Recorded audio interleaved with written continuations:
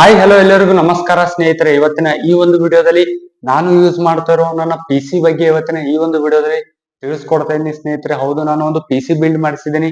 ಈ ಒಂದು P C ಯಲ್ಲಿ ಯಾವ ಯಾವ ಸ್ಪೆಸಿಫಿಕೇಶನ್ಸ್, ಯಾವ ಒಂದು ಗ್ರಾಫಿಕ್ಸ್ ಕಾರ್ಡ್, ಯಾವ ಪ್ರೊಸೆಸರ್, ಯಾವ ರ್ಯಾಮು, ಈ ಒಂದು ಕಂಪ್ಲೀಟ್ ಆದಂತಹ ಈ ಒಂದು ಪಿ ಸಿ ಬಗ್ಗೆ ಇವತ್ತಿನ ಈ ಒಂದು ವಿಡಿಯೋದಲ್ಲಿ ತಿಳಿಸ್ಕೊಡ್ತಾ ಹೋಗ್ತೀನಿ ಸ್ನೇಹಿತರೆ. ನೀವೇನಾದ್ರೂ ಪಿ ಸಿ ಬಿಲ್ಡ್ ಮಾಡ್ಬೇಕಪ್ಪ ಅಂತ ಅನ್ಕೊಂಡಿದ್ರೆ, ನೀವು ಕೂಡ ಒಂದು ಕಂಪ್ಯೂಟರ್ ನ ತಗೋಬೇಕಪ್ಪ ಅಂತ ಅನ್ಕೊಂಡಿದ್ರೆ, ಅವರಿಗೆ ಹೆಲ್ಪ್ ಆಗ್ಲಿ ಅಂತ ಈ ಒಂದು ವಿಡಿಯೋ ಮಾಡ್ತಾ ಇರುವಂತದ್ದು ಸ್ನೇಹಿತರೆ. ಬೇರೆ ಉದ್ದೇಶ ಏನಿಲ್ಲ, ಜಸ್ಟ್ ಇನ್ಫಾರ್ಮೇಟಿವ್ ವಿಡಿಯೋಸ್ಗಾಗಿ ಈ ಒಂದು ವಿಡಿಯೋ ಮಾಡ್ತಾ ಇರುವಂತದ್ದು ಸ್ನೇಹಿತರೆ.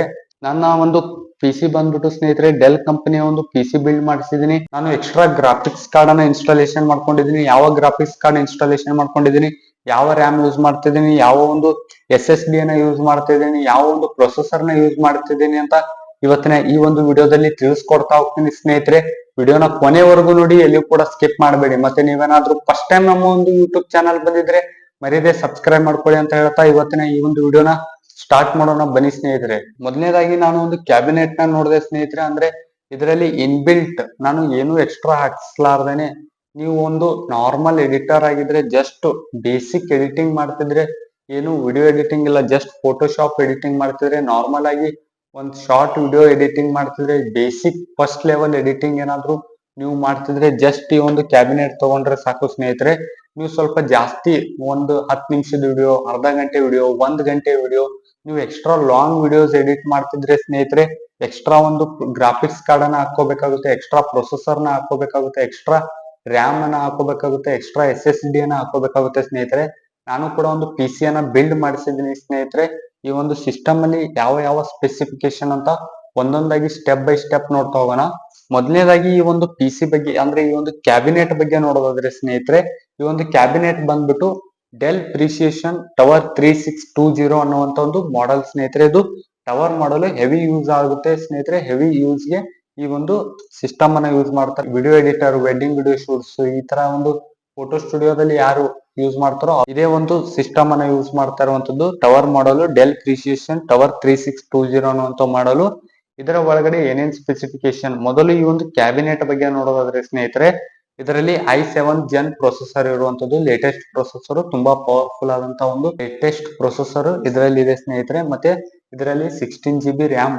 ನಾನು ಎಕ್ಸ್ಟ್ರಾ ಇದನ್ನೆಲ್ಲ ಬಿಟ್ಬಿಟ್ಟು ಜಸ್ಟ್ ಈ ಒಂದು ಇದರಲ್ಲಿ ಇನ್ಬಿಲ್ಟ್ ಒಂದು ಚಿಕ್ಕದಾದಂತ ಒಂದು ಗ್ರಾಫಿಕ್ಸ್ ಕಾರ್ಡ್ ಇರುತ್ತೆ, ಇಂಟೆಲ್ದು ಗ್ರಾಫಿಕ್ಸ್ ಕಾರ್ಡ್ ಇರುತ್ತೆ, ಡೆಲ್ದು ಜಸ್ಟ್ ನೀವು ಫೋಟೋಶಾಪ್ ಎಡಿಟ್ ಮಾಡೋದಕ್ಕೆ.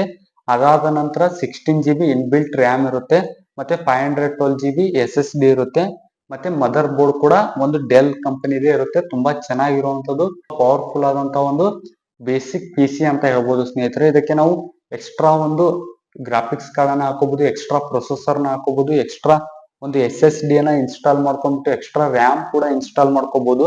ನಾನು ಎಕ್ಸ್ಟ್ರಾ ಏನೇನ್ ಹಾಕ್ಸ್ಕೊಂಡಿದೀನಿ ಅಂತ ನೋಡೋದಾದ್ರೆ, ಈ ಒಂದು ಜಸ್ಟ್ ಈ ಒಂದು ಟವರ್ ಮಾಡಲ್ ಇದನ್ನೆಲ್ಲ ಬಿಟ್ಬಿಟ್ಟು ಜಸ್ಟ್ ಈ ಒಂದು ಬೇಸಿಕ್ ಈ ಒಂದು ಸಿಸ್ಟಮ್ಗೆ, ಅಂದ್ರೆ ಈ ಒಂದು CPU ಗೆ 25,000 ಆಗುತ್ತೆ ಸ್ನೇಹಿತರೆ. i7 Gen processor, latest processor, powerful processor, ಮತ್ತೆ 16 GB ರ್ಯಾಮ್, 512 GB SSD, ಮತ್ತೆ ಇದರಲ್ಲಿ ಮದರ್ ಬೋರ್ಡ್ ಕೂಡ ಇರುವಂತದ್ದು. ಒಟ್ಟಾರೆಯಾಗಿ ಮುಂದ್ಗಡೆ 4 USB ಇದೆ, ಮತ್ತೆ ಒಂದು ಮೈಕ್ರೋಫೋನ್, ಮತ್ತೆ ಒಂದು ಹೆಡ್ಫೋನ್, ಮತ್ತೆ DVR ಕೂಡ ಇರುವಂತದ್ದು.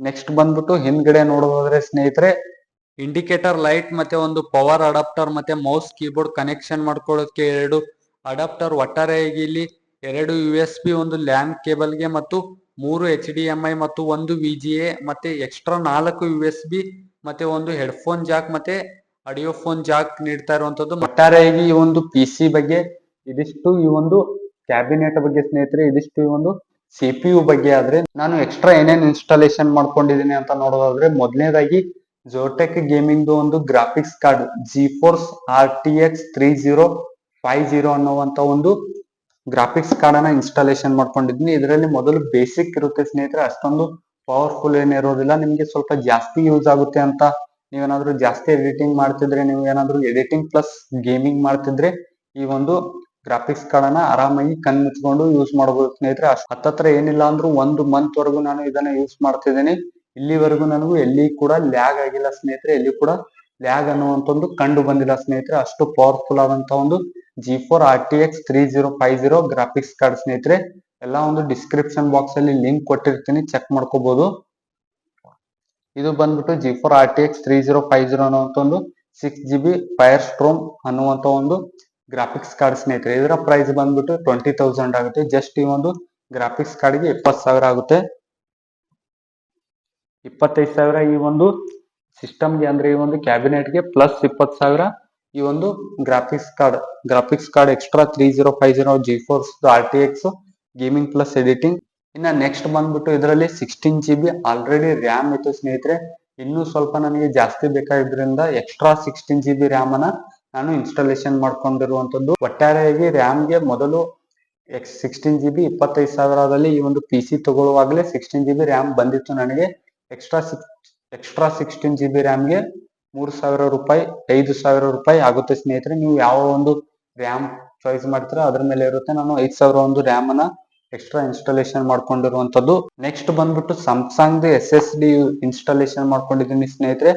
500GB ಎಕ್ಸ್ಟ್ರಾ SSD ಅನ್ನ ನಾನು ಈ ಒಂದು PC ಯಲ್ಲಿ ಇನ್ಸ್ಟಾಲೇಷನ್ ಮಾಡ್ಕೊಂಡಿದ್ದೀನಿ ಸ್ನೇಹಿತರೆ. ಆಲ್ರೆಡಿ ನಾನು ಶಾಪ್ಗೆ ಹೋಗ್ಬಿಟ್ಟು ಇದನ್ನೆಲ್ಲ ಇನ್ಸ್ಟಾಲೇಷನ್ ಮಾಡ್ಕೊಂಡ್ಬಿಟ್ಟು ಕಂಪ್ಲೀಟ್ ಆಗಿ ಸೆಟಪ್ ಮಾಡ್ಕೊಂಡ್ಬಿಟ್ಟು ಈ ಒಂದು ವಿಡಿಯೋ ಮಾಡ್ತಾ ಇರುವಂತದ್ದು. ಎಲ್ಲ ಇನ್ವೆಸ್ಟ್ಮೆಂಟ್ ಮಾಡಿರ್ತೀವಿ ಒಂದು PC ಗೆ ಒಂದು ಪ್ರೊಟೆಕ್ಷನ್ ಇರ್ಲಿ ಅಂತ NPV ನೆಟ್ ಪ್ರೊಟೆಕ್ಟರ್ 1 ಇಯರ್ ಒಂದು ನೆಟ್ ಪ್ರೊಟೆಕ್ಟರ್ ನಾನು ಸಬ್ಸ್ಕ್ರಿಪ್ಷನ್ ತಗೊಂಡಿರೋದು. ಇದು 1200 ಆಗುತ್ತೆ. ಇನ್ನ ನೆಕ್ಸ್ಟ್ ಬಂದ್ಬಿಟ್ಟು ಮಾನಿಟರ್ ಬಗ್ಗೆ ನೆಕ್ಸ್ಟ್ ಹೇಳ್ತೀನಿ ಸ್ನೇಹಿತರೆ. ಇನ್ನ ಅದಾದ ನಂತರ ಒಂದು ಮಿನಿ UPS ಸ್ನೇಹಿತರೆ. ನಮ್ಮ ಮನೆಯಲ್ಲಿ ಒಂದು UPS ಇರೋದಿಲ್ಲ ಸ್ನೇಹಿತರೆ. ಅದಕ್ಕಾಗಿ ನಾನು ಈ ಒಂದು ಸಿಸ್ಟಮ್ಗೆ ಅಂದ್ರೆ ಕರೆಂಟ್ ಹೋದಾಗ ಇಮಿಡಿಯೇಟ್ ಆಗಿ ಆಫ್ ಆಗ್ಬಿಟ್ಟು ಒಂದು ಕ್ರ್ಯಾಶ್ ಆಗುವಂತ ಒಂದು ಚಾನ್ಸಸ್ ಇರುತ್ತೆ ಸ್ನೇಹಿತರೆ. ಅದಕ್ಕೆ ಮಸ್ಟ್ ಅಂಡ್ ಶುಡ್ ಆಗಿ ನಾನು UPS ಅನ್ನ ತಗೊಂಡಿದ್ದೀನಿ. UPS ಬಗ್ಗೆನೇ ಒಂದು ಸಪ್ರೇಟ್ ಆದಂತ ಒಂದು ವಿಡಿಯೋ ಮಾಡಿದ್ದೀನಿ, ಡೆಡಿಕೇಟೆಡ್ ವಿಡಿಯೋ ಮಾಡಿದ್ದೀನಿ. ನೀವೇನಾದ್ರೂ ನೋಡಿಲ್ಲಪ್ಪ ಅಂದ್ರೆ ಮೇಲ್ಗಡೆ ಐಕಾರ್ಡ್ ಹಾಕ್ತಿದ್ದೀನಿ, ಕೆಳಗಡೆ ಡಿಸ್ಕ್ರಿಪ್ಷನ್ ಬಾಕ್ಸ್ ಅಲ್ಲಿ ಈ ಒಂದು ವಿಡಿಯೋ ಲಿಂಕ್ ಕೊಟ್ಟಿರ್ತೀನಿ. ಮಿನಿ UPS ಸ್ನೇಹಿತರೆ, ಲ್ಯಾಪ್ಕೇರ್ ಕಂಪನಿಯ ಒಂದು ಮಿನಿ UPS ನಾನು ತಗೊಂಡಿರುವಂತದ್ದು. ಇದು ಬಂದ್ಬಿಟ್ಟು 2,000 ಆಗುತ್ತೆ.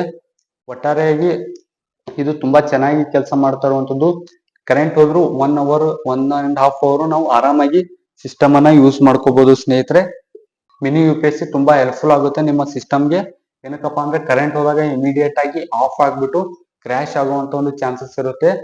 5 ವರ್ಷ ಬರೋ ಸಿಸ್ಟಮ್ ಒಂದೇ ವರ್ಷದಲ್ಲಿ ಎಂಡ್ ಆಗುತ್ತೆ ಸ್ನೇಹಿತರೆ. ಅದಕ್ಕೆ UPS ತುಂಬಾ ಇಂಪಾರ್ಟೆಂಟ್ ಸ್ನೇಹಿತರೆ. ನಿಮ್ಮ ಮನೆಯಲ್ಲಿ ಏನಾದ್ರೂ UPS ಇಲ್ಲಪ್ಪ ಅಂದ್ರೆ ಮಿನಿ UPS ತಗೊಳ್ಳೋದು ಬೆಸ್ಟ್ ಅಂತ ನನ್ನ ಒಪಿನಿಯನ್ ಸ್ನೇಹಿತರೆ. ಡೆಲ್ ಕ್ಯಾಬಿನೆಟ್ ತಗೊಂಡಿದ್ದೀನಿ, ಡೆಲ್ CPU ಇದೆ, ಮತ್ತೆ ಡೆಲ್ ಮಾನಿಟರ್ ಕೂಡ ತಗೊಂಡಿದ್ದೀನಿ. ಅದಕ್ಕಾಗಿ ಒಂದು ಡೆಲ್ ವೈರ್ಲೆಸ್ ಕಂಪನಿಯ ಕೀಬೋರ್ಡ್ ಅಂಡ್ ಮೌಸ್ ಕೂಡ ಡೆಲ್ ಕಂಪನಿ ಇದೆ ಪರ್ಚೇಸ್ ಮಾಡಿರುವಂತದ್ದು. ಇದರ ಪ್ರೈಸ್ ಬಂದ್ಬಿಟ್ಟು 1,500 ಆಗುತ್ತೆ ವಿತ್ ಮೌಸ್ ಅಂಡ್ ಕೀಬೋರ್ಡ್ ಸ್ನೇಹಿತರೆ. ಇದಿಷ್ಟು ಈ ಒಂದು ಸಿಸ್ಟಮ್ ಬಗ್ಗೆ ಆಯ್ತು ಸ್ನೇಹಿತರೆ. ಒಟ್ಟಾರೆಯಾಗಿ ಈ ಒಂದು PC ಬಗ್ಗೆ ಆಯ್ತು ಸ್ನೇಹಿತರೆ.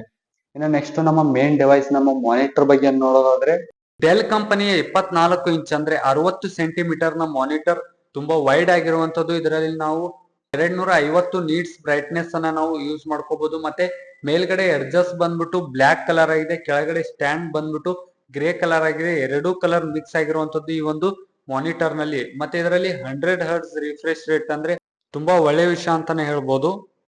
ಇದರಲ್ಲಿ ಪವರ್ ಅಡಾಪ್ಟರ್ ಮತ್ತೆ 2 USB ಮತ್ತೆ ಒಂದು VGA ಕೇಬಲ್, ಒಂದು HDMI ಕೇಬಲ್ ಮತ್ತೆ ಒಂದು DP ಪೋರ್ಟ್ ಇದರಲ್ಲಿ ನಮ್ಗೆ ನೋಡಕ್ ಸಿಗ್ತಾ ಇರುವಂತದ್ದು.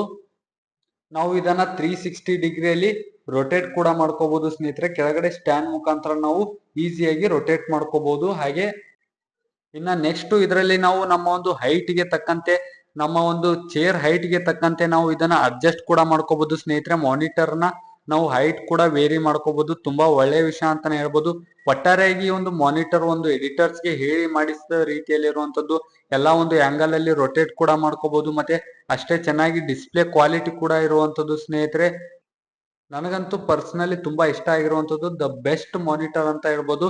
ಒಟ್ಟಾರೆಯಾಗಿ ಇದರ ಪ್ರೈಸ್ ಬಂದ್ಬಿಟ್ಟು 15,000 ಆಗುತ್ತೆ ಸ್ನೇಹಿತರೆ. ಎಲ್ಲಾ ಒಂದು ಪ್ರಾಡಕ್ಟ್ಸ್ ಲಿಂಕ್ ಕೆಳಗಡೆ ಡಿಸ್ಕ್ರಿಪ್ಷನ್ ಬಾಕ್ಸ್ ಅಲ್ಲಿ ಕೊಟ್ಟಿರ್ತೀನಿ, ಚೆಕ್ ಮಾಡ್ಕೊಳ್ಳಿ.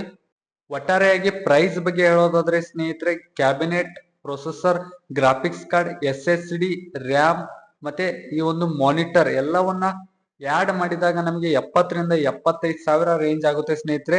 ವರ್ತ್ ಇಟ್ ಅಂತ ಹೇಳ್ತೀನಿ. ಈ ಒಂದು ಪ್ರೈಸ್ ರೇಂಜ್ಗೆ ಈ ಒಂದು PC ಬೆಸ್ಟ್ ಅಂತ ಹೇಳ್ತೀನಿ ಸ್ನೇಹಿತರೆ. ಪವರ್ಫುಲ್ PC ಆಗಿದೆ. ಇದಿಷ್ಟು ಈ ಒಂದು ವಿಡಿಯೋದಲ್ಲಿ ತಿಳಿಸ್ಕೊಡ್ತಾ ಇದ್ದೀನಿ. ಇದೇ ರೀತಿಯಾಗಿ ಹೆಚ್ಚಿನ ಇನ್ಫಾರ್ಮೇಟಿವ್ ವಿಡಿಯೋಸ್ಗಾಗಿ ನಮ್ಮ ಒಂದು ಚಾನಲ್ಗೆ ಸಬ್ಸ್ಕ್ರೈಬ್ ಮಾಡಿ. ಆದಷ್ಟು ಈ ಒಂದು ವಿಡಿಯೋನ ನಿಮ್ಮ ಫ್ರೆಂಡ್ಸ್ಗೂ ಶೇರ್ ಮಾಡಿ ಅಂತ ಹೇಳ್ತಾ ಸಿಗೋಣ ಮುಂದಿನ ವಿಡಿಯೋದಲ್ಲಿ ಸ್ನೇಹಿತರೆ.